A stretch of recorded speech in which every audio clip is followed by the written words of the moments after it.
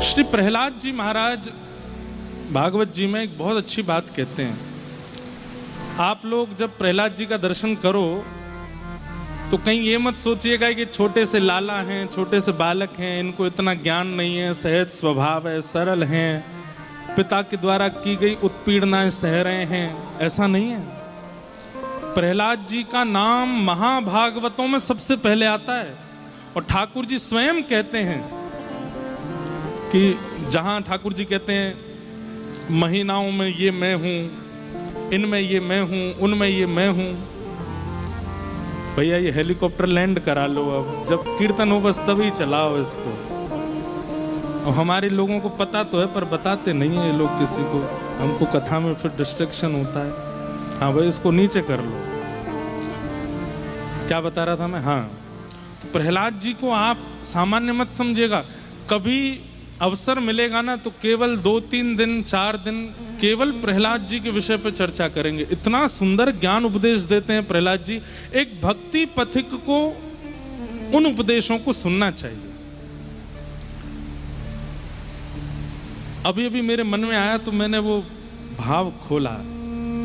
श्री प्रहलाद जी महाराज भागवत जी में एक बात कहते हैं, बहुत ध्यान से सुनिएगा कि मत न कृष्णे परत स्वतो वा मिथोभिपेत्य गृह व्रतानाम् अदान्त गोभे वशतां तमिस्त्रम् पुनः पुनश्चर्वित चर्वणानाम्। प्रहलाद जी क्या कह रहे हैं, बहुत ध्यान से सुनिए।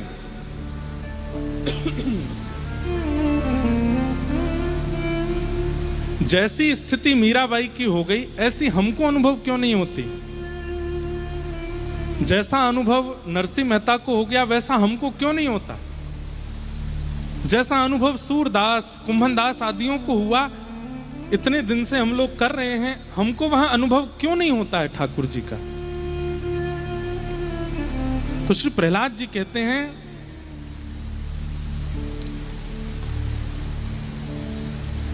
मतिर न कृष्णे परतः स्वतो वा।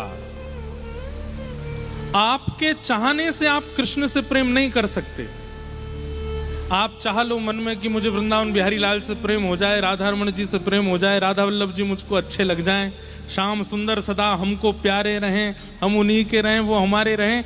प्रहलाद जी कह रहे हैं आपके चाहने से नहीं हो सकता ये, आप कितना भी चाह लो।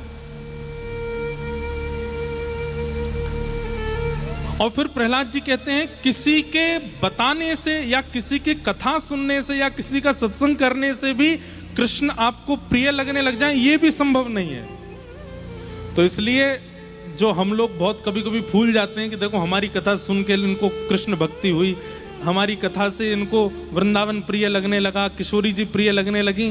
प्रहलाद जी ने हमारे इस अहंकार पर पानी डाला है।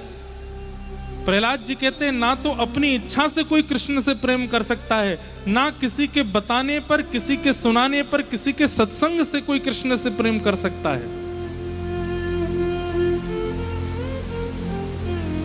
तो बोले फिर वो कृष्ण से प्रेम होता कैसे? बोले कृष्ण प्रिय लगने लगे उसके 2 ही कारण हो सकते हैं। कौन कौन से? बोले पहला, कृष्ण को आप भा जाओ, उनको आप भागे। सब लोग इधर देखिए, ध्यान से सुनिए। हमारो भैया ये वाला कूलर बंद करा दो, ये पहले बंद कराया तो फिर कोई चालू कर गया, इसको कर दो। बहुत आवाज में हमको कथा कम हो पाती है। अभी आवाज आप लोगों को फिर कूलर नहीं मिलेगा तो कैसे सुनोगे कथाएं? इतने एसी कूलर में भी कई लोगों के पंखा ही चल रहे हैं अभी भी, लेकिन थोड़ी शांति रहती है तो हमको और सुख मिलता है कोई भाव कहने में। हमको भले ही गर्मी लगे, हमको कथा में बैठने के बाद गर्मी का अनुभव नहीं होता, बीमारी का अनुभव नहीं होता, खांसी जुकाम कुछ नहीं लगता। कथा में तो बस लगता है कथा का अपना भाव प्रस्तुत करें। ऐसे ही आप लोग भी ध्यान से सुनोगे तो आपको जरूरत नहीं पड़ेगी, सारे पंखे बंद हो जाएंगे तब भी कथा सुन लोगे आप। लेकिन सब बंद नहीं होंगे, हमको भी 6 दिन और करनी है कथा। आप लोग ऐसा मत सोचना बस ऐसे ही बंद करा देते हैं महाराज जी, ऐसे कोई कथा सुनी जाती है?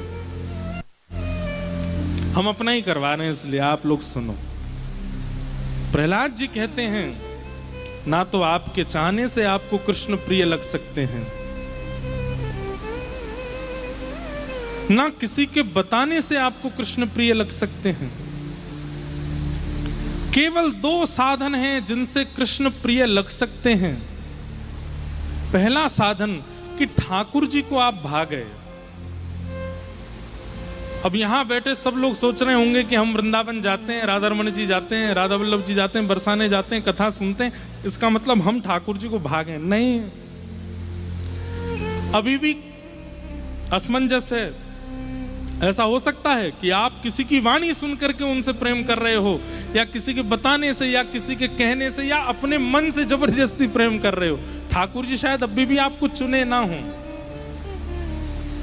ठाकुर जी का प्रेम चित्त में तो 2 ही कारण से प्रकट हो सकता है। पहला, ठाकुर जी को आप भा जाओ, और दूसरा कारण इतना सुंदर बताते हैं श्री प्रहलाद जी महाराज।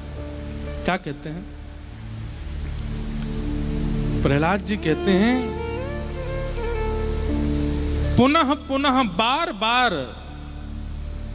आपके ना चाहते हुए भी किसी महत पुरुष, किसी भगवत प्रेमी अनुरागी भक्त की चरण रज आपके माथे से बार बार लग गई हो, उसका स्पर्श आपसे हो गया हो, उसके चरण रज आपके किसी अंग का स्पर्श कर गई हो, तो आप ठाकुर जी को प्रिय लग सकते हो और आपके चित्त में प्रेम आ सकता है।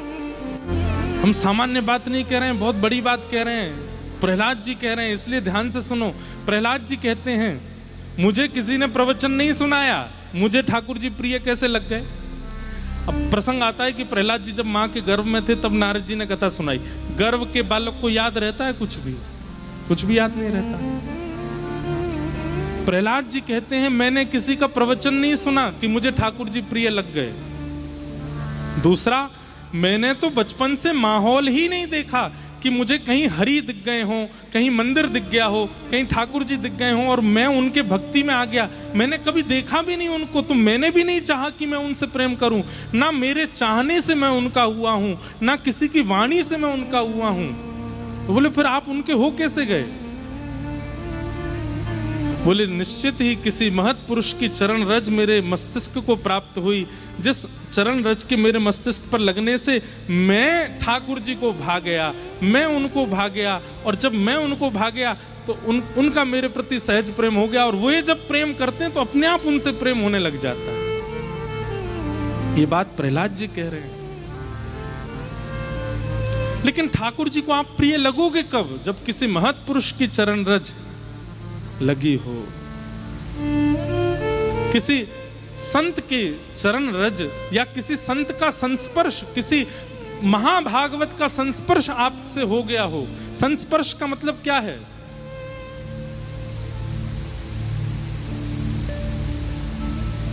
उसकी चरण रज प्राप्त हो गई हो, उसके प्रसाद का कोई कण प्राप्त हो गया हो, या उसने दृष्टि भर के आपको देख लिया हो और उसके मन में ये बात आ गई हो कि आपके चित्त में प्रेम आ जाए, तो उसके चाहने से आपके चित्त में वो प्रेम आ जाएगा, तो ठाकुर जी आपसे प्रेम कर लेंगे। सीधी बात।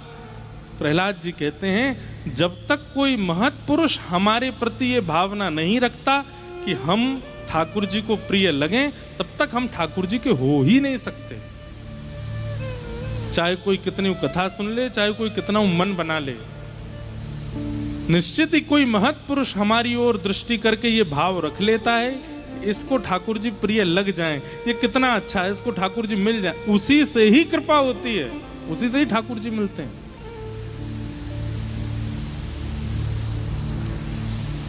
प्रसंग आता है कि सूरदास जी एक बार गिरिराज जी के दर्शन करने जा रहे थे। एक व्यक्ति रहता था गोवर्धन में, वो कभी दर्शन नहीं करता था ठाकुर जी के, केवल बोलता था। गिरिराज जी इतने सुंदर हैं, श्रीनाथ जी का श्रृंगार इतना अच्छा है, पोशाक इतनी अच्छी है, अच्छी अच्छी बातें बना बना करके प्रवचन करता था, हजारों लोग सुनते थे, लेकिन स्वयं कभी दर्शन नहीं करता था। सूरदास जी के मन में आया कि खुद तो दर्शन करता नहीं है, केवल दुनिया के प्रति एक मोह प्रकट करने के भाव से प्रवचन करता है। तो एक दिन सूरदास जी ने मन बनाया कि इसको मैं लेके जाऊं। बड़ी कथा है। सूरदास जी ने एक दिन उसका हाथ पकड़ा, बोले चल श्रीनाथ जी का दर्शन करने चल।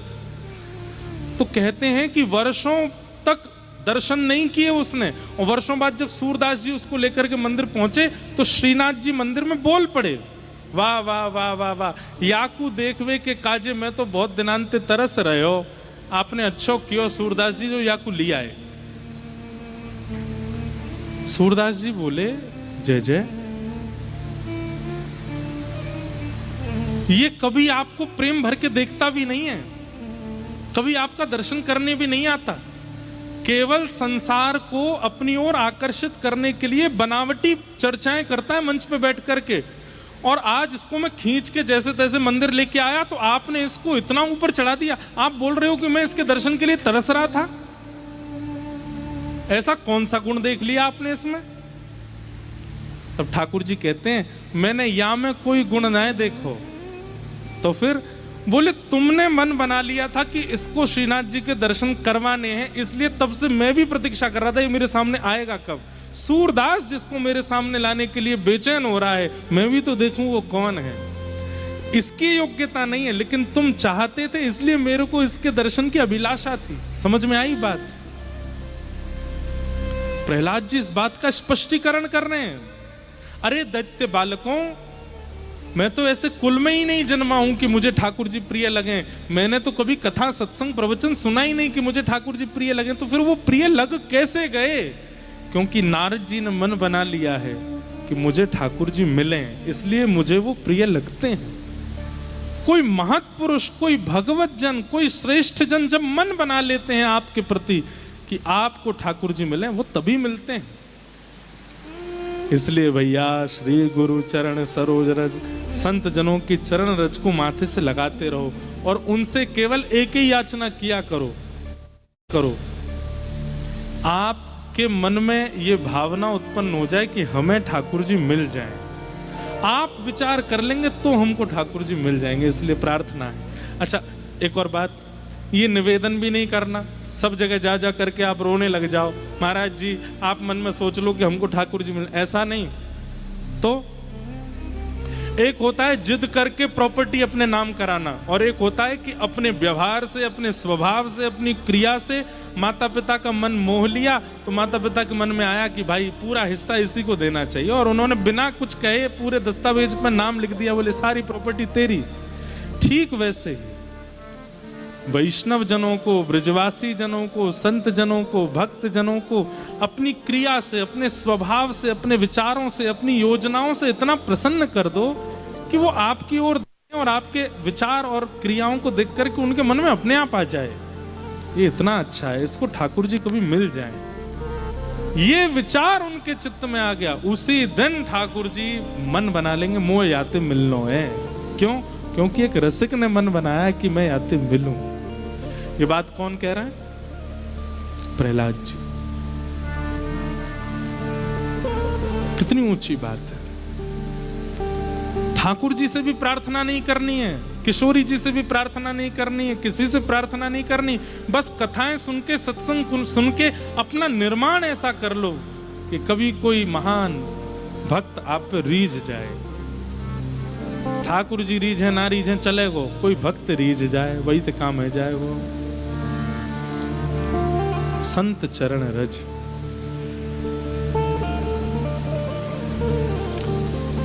गोस्वामी तुलसीदास जी की कल जन्म जयंती थी।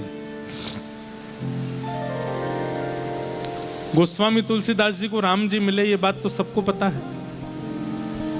स्वयं श्री हनुमान जी महाराज उनकी रक्षा में रहते थे कि कोई इन पर आंच ना आ जाए।